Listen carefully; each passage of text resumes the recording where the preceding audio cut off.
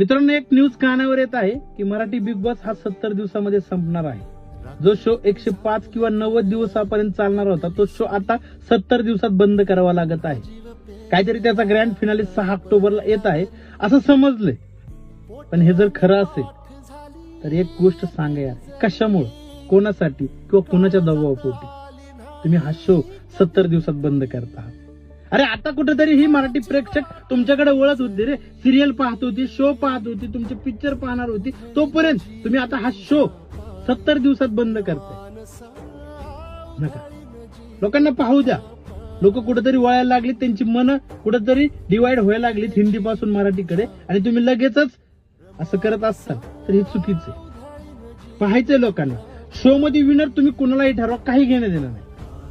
पण ज्याचा खेळ चांगला आहे त्याला विनर करा आणि हा खेळ 90 दिवसापर्यंत चालू द्या किंवा त्यापेक्षा